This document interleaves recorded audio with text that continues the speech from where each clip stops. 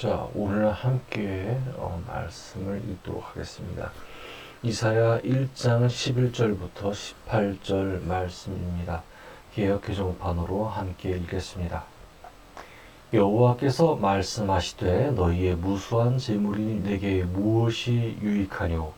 나는 순양의 번제와 살찐 짐승의 기름에 배불렀고 나는 숫송아지나 어린 양이나 순염소의 피를 기뻐하지 아니하노라. 너희가 내 앞에 보이러 오니 이것을 누가 너희에게 요구하였느냐? 내 마당만 밟을 뿐이니라. 헛된 재물을 다시 가져오지 말라. 분양은 내가 가증히 여기는 바요. 월삭과 안식일과 대회로 모이는 것도 그러하니 성회와 아울러 악을 행하는 것을 내가 견디지 못하겠노라. 내 마음이 너희의 월삭과 정한 절기를 싫어하나니 그것이 내게 무거운 짐이라 내가 지기에 곤비하였느니라. 너희가 손을 펼 때에 내가 내 눈을 너희에게서 가리고 너희가 많이 기도할지라도 내가 듣지 아니하리니 이는 너희의 손에 피가 가득함이라. 너희는 스스로 씻으며 스스로 깨끗하게 하여 내 목전에서 너희 악한 행실을 버리며 행악을 그치고 선행을 배우며 정의를 구하며 학대받는 자를 도와주며 고아를 위하여 신원하며 과부를 위하여 변호하라 하셨느니라. 여호와께서 말씀하시되 오라 우리가 서로 변론하자. 너희의 죄가 주홍 같을지라도 눈과 같이 희어질 것이요 진홍같이 붉을지라도 양털같이 희게 되리라. 아멘. 우리가 이사야서 1장 11절부터 18절 말씀을 보게 되면은 저희 마음에 이런 것이 있습니다. 이거 왠지 예수님께서 하셨던 말씀과 같지 않습니까? 라고요. 예수님께서 얘기하셨던 말씀과 비슷합니다.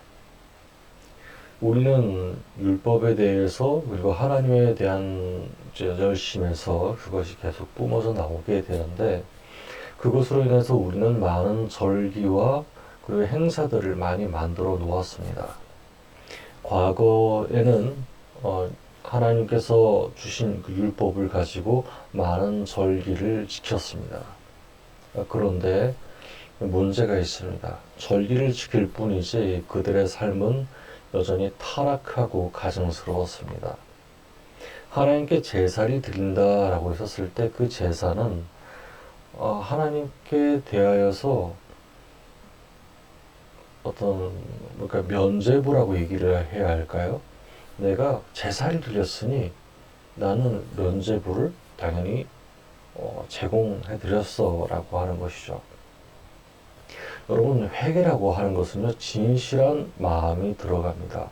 우리가 계속 회개를 하고 하나님께 대하여서 내 마음을 올리고 이것이 과연 내게 옳은가 하면서 상고하고 숙지하면서 이것을 하지 않기 위해서는 어떻게 해야 할까? 항상 하나님께 겸손한 마음으로 다가가는 것이 저는 회개이며 제사라고 여겨집니다. 그런데 우리가 회개를 할 때 이런 게 있어요. 우리가 누군가에게 잘못을 했습니다. 죄송합니다.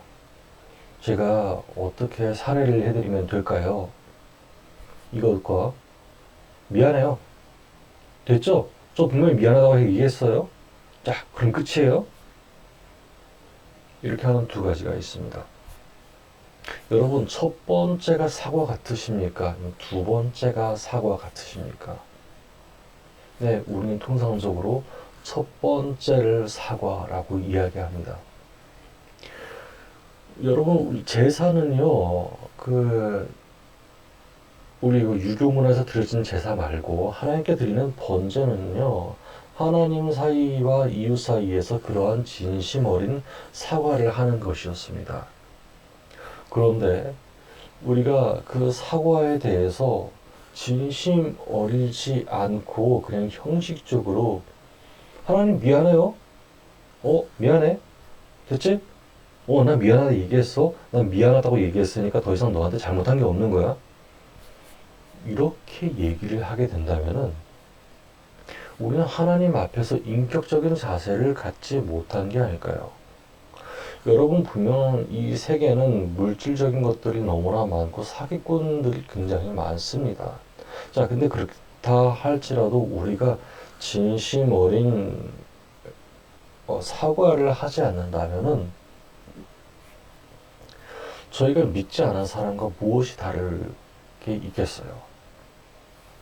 우리가 사과를 한다라고 하는 것은요, 그 사람과의 문제가 더 이상 발생하지 않는다, 더 이상 발생하지 않게끔 한다라는 것을 더 뛰어넘어서 그 사람과의 관계가 완전히 돈독해지지 않는다 하더라도 화평을 이뤄내는 것이 최우선이 아니었던가요?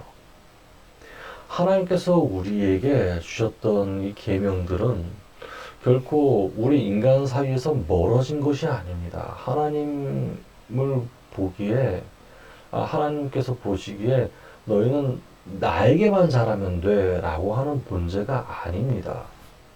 정말로 많은 분들이 착각을 하고 계신 것 같아요. 예수님 믿는 것은 그러니까 예수님 전하는 것이다. 예수님의 뜻을 전하는 것이다. 맞죠. 근데 예수님의 뜻이 뭔데요? 하나님 사랑, 이웃 사랑 아닙니까? 하나님의 뜻이 무엇일까요? 자신이 만든 피조물이 자기가 이제 자기 자신이 했던 이야기를 돌아보고 우리들이 돌이켜서 이 땅에 선한 사람으로 하나님께서 만드신 그 목적대로 살아가는 것이 아닐까요? 정말로 우리가 착각을 하고 있는 것이 아닐까요? 우리는 선한 행동 때문에 천국을 가지 못한다고 얘기를 합니다. 아니, 선한 행동만 가지고 천국에 가지 못한다고 합니다. 이게 굉장히 웃기는 사례예요. 선한 행동을 우리는 할 수 없다라고 하는 측면을 먼저 강조를 해야 됩니다. 선한 행동 자체가 우리가 계속 열심히 해요. 근데 이 선한 행동이 변질될 수 있음을 항상 우리는 염두를 해두고 이 선한 행동을 우리에게 성경으로 권고하신 하나님의 뜻에 대해서 우리는 계속 잊어버린다 이 말이죠. 여러분, 하나님께서 우리에게 주신 선한 행동은요, 예수님을 그의 아들로 믿는다는 것이죠. 그렇죠. 그런데 믿는다는 것의 가장 주 목적이 무엇이냐? 하나님은 살아계시다.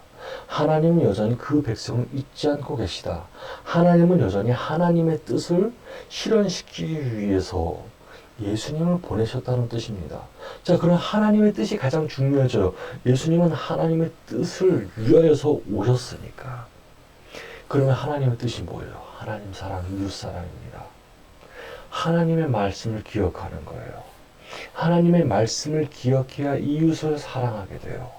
하나님의 말씀을 기억하는 것은 그냥 형식적으로 일어나는 일들이 아닙니다. 형식적으로 일어나는 일들은 우리가 그냥 마음이 없어도 할 수 있어요. 그런데 마음이 없이 하는 일들은 결국에 제가 두 번째 사례를 보여줬던 것처럼 저 미안해요. 미안하다 얘기했죠? 그러면 됐어요. 이거하고 똑같은 것입니다. 하나님께서 왜 굳이 말씀을 전하셨는지 거기에 대해서 한다면 우리가 하나님의 마음을 통해서 진심 어린 사과를 하게 하신다는 거죠. 여러분께서 오늘날 누군가에게 진심 어린 사과를 했다거나 또는 내가 저 사람에게 대하여서 참 진심으로 미안함을 표현했다고 한다면은 여러분께서는 이미 성경 말씀을 그대로 이루는 것과 같습니다. 조금 민감한 문제일 수 있어요. 왜냐하면 어떤 사람은 어떤 사과를 이제 얘기를 해줘야 그것에 대해서 내가 사과를 받았다라고 한 게 있습니다. 가까운 실 예를 들어볼게요. 어떤 이제 카페 라떼를 주문하신 고객이 있습니다. 그런데 이 카페 라떼가 너무 뜨거워서 컴플레인을 걸고 싶습니다. 자, 그런데 직원이 이렇게 얘기를 합니다. 뜨거우세요? 네, 그럼 바꿔드릴게요. 바꿔드릴게요. 그러니 이 컴플레인을 걸던 이 고객이 아니 그게 아니고 그러면서 삐져합니다. 자, 이게 무슨 뜻일까요? 자기가 지금 컴플레인을 걸고 싶을 정도로의 마음 상태가 되게 좋지 않으니 자기 컴플레인을 좀 받아달라 이 말입니다. 네, 이건 굉장한 정신노동입니다. 뭐 컴플레인을 그거를 받아주기 위해서 또다시 한번 그거를 얘기를 해야 되니까요. 그러니까 서로 좀 치고 박자 이제 이 말이에요. 자기가 지금 현재 여기 이 카페에서 화가 나는 것은 없는데 당신이 내 컴플레인을 좀 받아주면서 내 스트레스를 좀 풀어달라 지금 이 말입니다.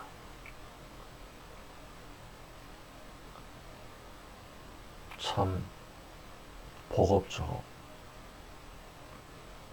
그래서 우리가 가장 중요한 것이 이웃 사랑이기도 하지만 하나님께 지혜를 구하면서 하나님께 지금 이 현상에 대한 해결에 대한 기도를 그리고 이 현상이 이제 끝나게 되었을 때 하나님께서 정말 나에게 원하시는 것이 무엇인지 아는 것 그리고 그것을 가지고 내가 다시 한번 하나님 아래서의 생활을 지혜로운 생활을 하게 하는 것 이것이 우리 신앙인들의 행동이 아닌가 싶습니다. 우리가 단순히 사과만을 했다고 한다면은 우리는 그 사과에서 그냥 끝나면 돼요. 왜? 사과했다라고 하는 것이 중요하니까요. 그런데 인간 사회는 사과했다라는 것에 중점을 두지 않습니다. 당신이 나와 관계를 어떻게 하십니까? 라는 것이 중요합니다. 그러면은 사장님들 모든 사장님들이 많이 골치 아파합니다. 이 컴플레인들을 어떻게 다 받아줄까 하고요. 요즘에는 텔레폰으로 해서 전화를 하게 되는데 전화를 할 때 녹음을 하게 된다고 합니다. 왜냐하면 이 녹음을 통해서 이것이 정말 고객을 응대할 때 우리 제품에 하자가 있어서 거기에 대한 컴플레인을 거는 것인가 아니면 이 사람이 그냥 풀고 싶은 것이 있기 때문에 뭐 허튼 소리를 하면서 컴플레인을 거는가 거기에 대해서 녹음을 하게 됩니다. 인간 사회가 이렇게 변할 정도로 수많은 사람들이 자신에 대한 컴플레인을 내려놓지를 못합니다. 어디선가 화풀이 하고 싶은 거예요. 화풀이 하고 싶다 보니까 우리가 용서 또는 사과를 하게 될 때 그게 정말 어렵습니다. 이사야 1장 11절부터 18절 말씀은 하나님께 대한 진심을 우리가 하나님께 보여주는 것에 대해서 많이 얘기하고 있습니다. 그렇다면 여러분, 저는 여러분께 말씀드립니다. 하나님께 대하여서 우리가 실질적인 마음으로 진심 어린 마음으로 다가가는 것 이것이 첫 번째가 되었으면 좋겠습니다. 왜 첫 번째가 되어야 할까요? 이 세상에는 지혜로운 것들을 뽑아낼 수 있는 그런 가장 근본적인 분이 바로 하나님이시기 때문입니다. 여러분, 우리가 새벽 기도에 나오고 이 예배를 최우선으로 하는 것이 무엇입니까? 바로 하나님과 먼저 돼야지 사람과의 관계가 된다고 여기기 때문입니다. 저는 여러분께 말씀드립니다. 지혜의 가장 근본이신 분이 바로 하나님 아닙니까? 여호와를 경외하는 것이 지혜의 근본이요 라고 얘기하지 않았습니까? 우리는 그 시편 말씀을 기억합니다. 우리가 사람에게 대하여서 진심 어린 사과를 할 때 일어나는 많은 일들 거기에 대해서 지혜를 구한다면 그 지혜의 근본이신 하나님을 먼저 경외하시기 바랍니다. 그것이 바로 하나님 사랑, 이웃 사랑입니다. 우리가 알지 못한 것들 너무나 많이 있죠. 하나님을 안다는 것은 이러한 자유를 함께 누리는 것을 의미합니다. 여러분, 예수님 안 믿으면 지옥 가요? 라고 하는 것을 먼저 얘기하지 마시고, 하나님과 같이 있을 때에 하나님의 우리의 아버지 되시며 우리의 기도를 들으신다는 사실을 먼저 알려주시길 바랍니다. 이 세상에 있는 지옥은 우리가 전심이 아닐 때 드러납니다. 우리가 진심 어린 사과가 아닐 때 드러납니다. 그리고 그 진심 어린 사과를 단순한 개인적인 감정의 컴플레인으로 받는 그 순간에 드러납니다. 우리가 이것을 해결하기 위하여서 다시 한번 말씀드리지만, 우리가 하나님과 함께하는 마음, 하나님을 먼저 찾는 마음, 하나님께 먼저 진심 어린 고백을 하는 마음, 그것이 필요함을 여러분에게 다시 한번 이야기합니다. 오늘 새벽기도에 나오신 모든 성도님들에게 하나님의 뜻과 하나님의 마음을 아는 것이 충만하기를 바라며, 오늘 하루도 하나님 안에서 더불어 살아가는 저와 여러분 되기를 바랍니다. 함께 기도하겠습니다. 하나님 감사합니다. 우리가 예배를 드렸습니다. 하나님의 말씀을 듣고 우리가 하나님과의 화해하는 시간이 필요함을 알게 되었습니다. 하나님께 기도합니다. 하나님께 간구합니다. 우리가 지금까지 지난 날 동안 하나님께 가벼운 사과, 형식적인 사과를 드렸던 것을 우리가 회개합니다. 이제는 진심 어린 사과를 통해서 하나님께 드리게 원합니다. 회개가 단순히 형식이 되지 아니하고 우리의 습관이 되지 아니하고 우리의 마음이 되게 하여 주시옵소서. 우리의 마음을 받아주시는 하나님을 믿습니다. 그래서 사회에 있는 사람들처럼 함부로 감정 컴플레인을 하지 않음도 너무나 감사드립니다.